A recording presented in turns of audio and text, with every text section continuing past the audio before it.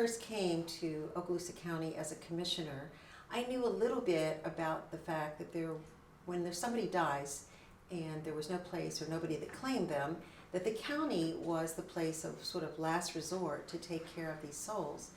And so I asked the question, so after we spend the money and we look for the nearest kin and we start doing death certificates, what happens to those individuals?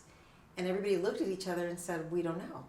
So I said, well, who had the contract all these years? And they said, well, there's been a lot of different funeral homes that have had the contract.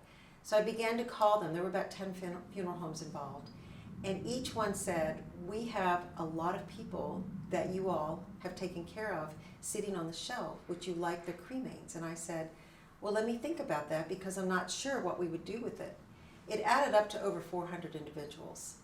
I called all the ministers and then we began to send letters out inviting all denominations, non-denom, Methodist, Lutheran, Catholic, rabbis, anybody that was interested, Buddhist, in coming to a ceremony or an event, a meeting, to decide how we could best take care of these individuals.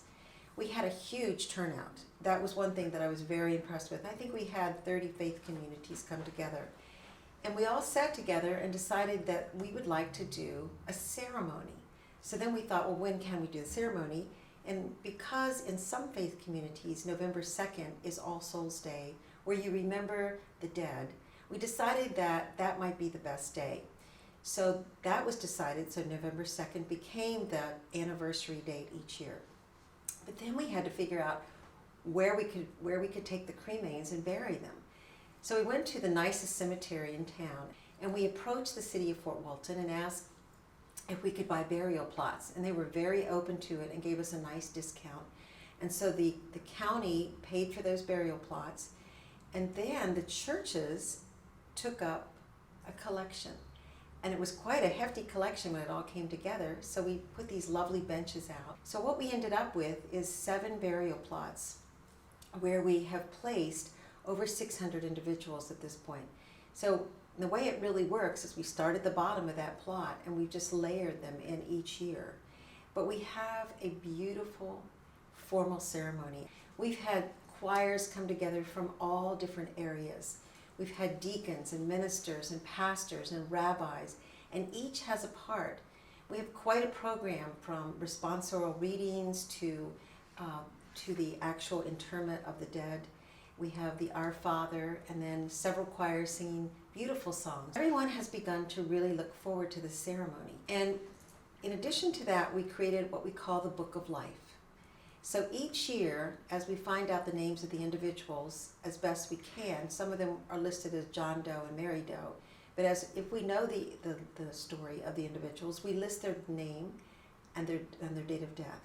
So that if anybody ever comes to search for them, we can say, yes, they're here in this book, and they're buried over here in these plots. Now, one of the things I really want to convey here is that many people hear this and they think, oh, you're just taking care of the homeless population. Nothing could be further from the truth.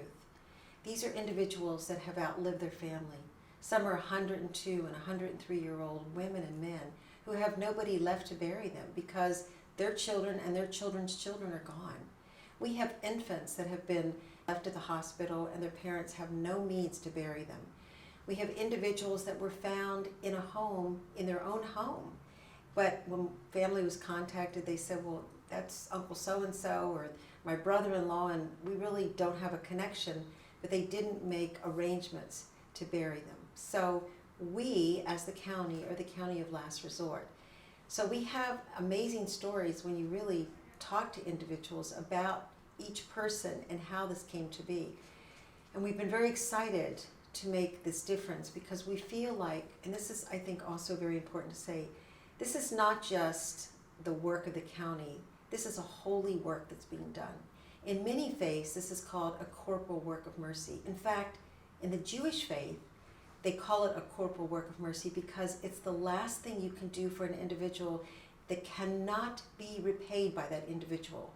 That's why it's such sacred, holy work, because everybody will die, and everybody hopes that someone will see them to their final resting place. So I encourage other counties to look at what we've done. This has been such a wonderful experience, It has brought our faith community together. It's brought our nonprofits together. It's brought our hospital administrators together and all the county commissioners.